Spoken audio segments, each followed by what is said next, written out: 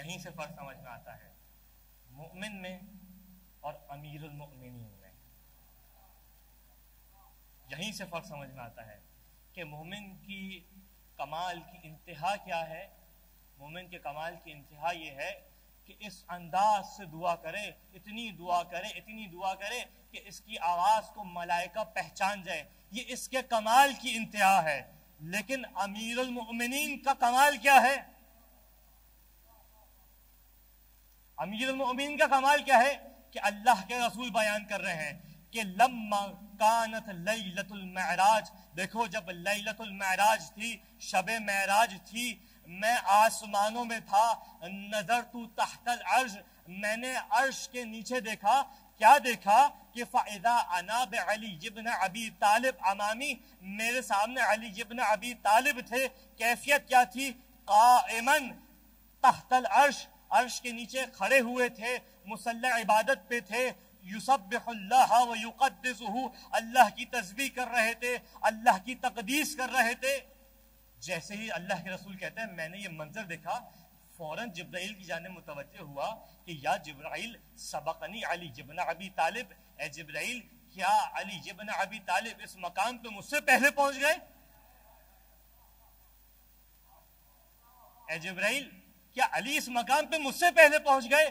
فوراً جواب دیا وَلَٰكِنِّي أُخْبِرُكَ يَا محمد، اے محمد جان لیجئے کہ ان اللہ عز وجل یکثر من الثناء والصلاة علی علی ابن ابی طالب فوق العرش. اللہ عرش کے اوپر مسلسل علی کی ثنا کرتا ہے، علی کے اوپر درود بھیجتا ہے.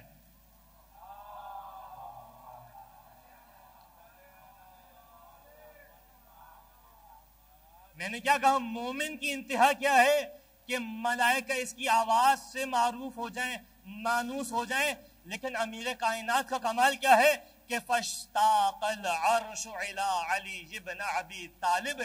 نتیجہ یہ ہوا کہ جب خدا مسلسل ثنائے علی کر رہا تھا، مسلسل علی کے فضائل عرش کے اوپر بیان کر رہا تھا، نتیجہ یہ ہوا کہ عرش بھی علی کی زیارت کا مشتاق ہو گیا.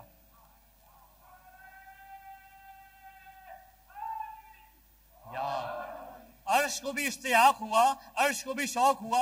اے پالنے والے یہ کون ہے جس کی مسلسل تو ثنا کرتا ہے؟ پالنے والے یہ کون ہے جس کے اوپر مسلسل تو درود بھیجتا ہے؟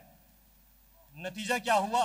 فخلق اللہ تعالی هذه الملکہ علی صورت علی ابن ابی طالب. اللہ نے عرش کے اس شوق کو پورا کرنے کے لیے اس ملک کو علی ابن ابی طالب کی صورت میں خلق کیا. نتیجہ کیا تھا؟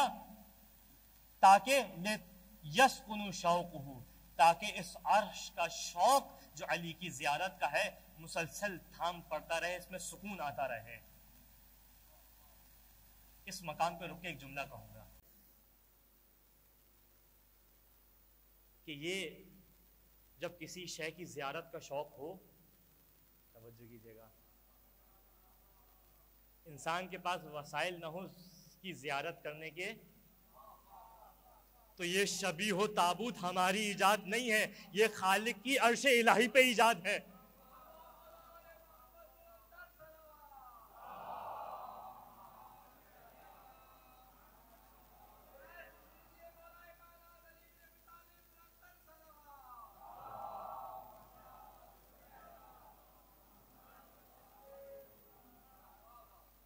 یہ ہمارا طریقہ کار نہیں ہے، سنت الہی ہے کہ جب اس کے عرش پہ ملائکہ کو شوق ہوتا تھا تو ایک ملک کو پیدا کیا جس کی زیارت کرتے رہیں، ثواب حاصل کرتے رہیں. ہمیں بھی کربلا کا شوق ہوتا ہے، بعض اوقات وسائل ہوتے ہیں، بعض اوقات وسائل نہیں ہوتے. ہمیں بھی ذریعہ حسین کا شوق ہوتا ہے، وسائل ہوتے ہیں، وسائل نہیں ہوتے. وسائل ہوتے ہیں تو خرچ کر کے وہاں پہنچتے ہیں، وسائل نہیں ہوتے تو یہاں ایک شبیہ بناتے ہیں تاکہ مسلسل زیارت کر سکیں. تو نتیجہ کیا ہوا کہ اور پھر یہ تسبیح و تقدیس کر رہے تھے. یہ ملک خدا کی بارگاہ میں مسلسل اس کی حمد و ستائش کر رہے تھے. وَجَعَلَ تَسْبِيحَ هَذَا الْمَلَكِ وَتَقْدِيسَهُ وَتَمْجِيدَهُ ثَوَابًا لِشِيعَةِ أَهْلِ بَيْتِكَ يَا محمد. اور اے محمد یہ جو تسبیح و تقدیس کر رہے ہیں، یہ جو خدا کی حمد و ستائش کر رہے ہیں، کہاں؟ عرش کے نیچے۔ اس کا ثواب میں نے اے محمد آپ کے گھر والوں کے شیعوں کے لیے لکھ دیا ہے،